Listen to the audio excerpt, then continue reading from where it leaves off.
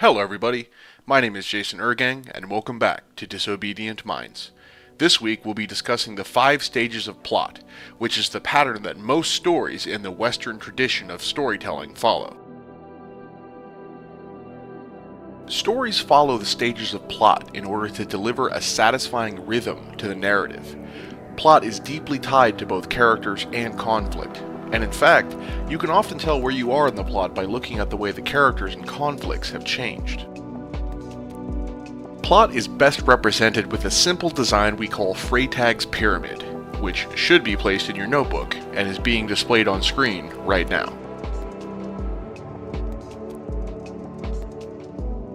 One important note to remember, plot almost always occurs in the linear order that I'm about to explain to you.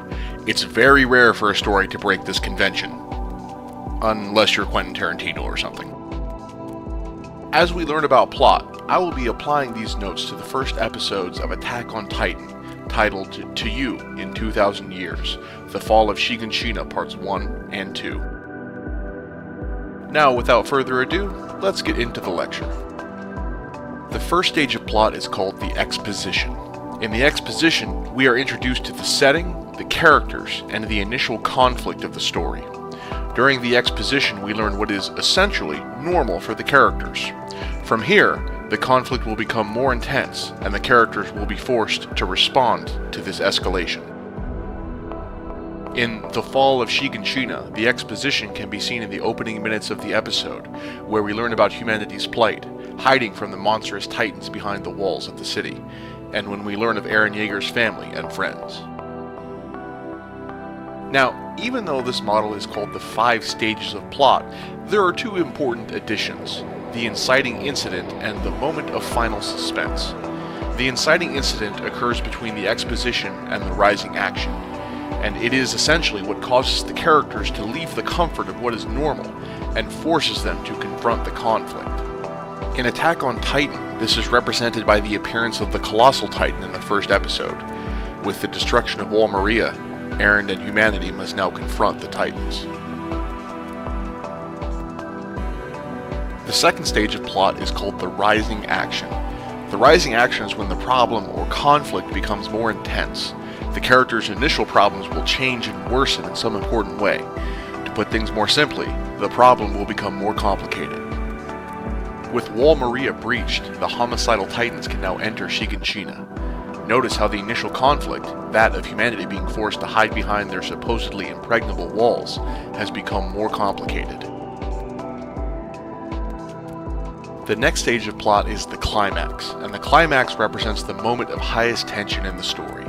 Will the hero succeed or be defeated? Is the villain simply too strong to be overcome? It is during the climax that we are the most insecure and worried for our heroes. Think of the climax as the holy crap moment of the story, the moment you're most excited to talk about with your friends. We see the climax in Attack on Titan in the middle of The Fall of Shiganshina Part 2, when Hans desperately attempts to stop his fellow soldiers from closing the gates of Wall Rose, and the armored Titan appears to assault the gate. The fourth stage of plot is called the falling action. In the falling action, the story's conflict begins to settle down. Think of it like boiling water that has had the burner underneath turned off. It's still hot and bubbling, but it will soon become calm. The story begins to normalize, and the conflict moves towards completion. In our example episode, the falling action begins after the armored Titan breaches Wall Maria. The central conflict of the story, trying to keep the Titans out, has essentially been resolved, and now we will see its effects on humanity. During the falling action, we may also run into our second special edition, called the moment of final suspense. The moment of final suspense is a sudden spike in the intensity of the conflict after the climax. Though Part 2 of The Fall of Shiganshina does not have a moment of final suspense, Part 1 does.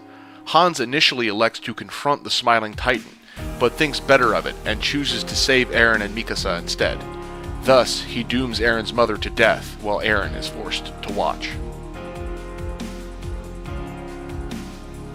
Finally, our story ends with the resolution. In the resolution, our stories wrap up in a way that is logical for the narrative. Plot lines come to an end, characters change, and conflicts either resolve or change again, and a new normal is established.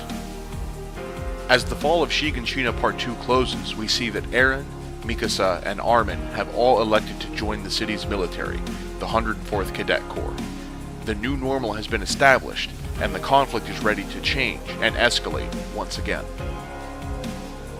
Ultimately, plot serves to give viewers and readers a reliable rhythm to follow as the story progresses. While this structure is not necessarily universal, it is extremely comprehensive and can be applied to nearly any narrative. Next time you're watching your favorite TV show, try to pick out where you are in the plot. Are you just meeting the characters? Is the fighting getting more intense? Are people dying or failing? These are all clues that will let you know what stage of plot you've reached.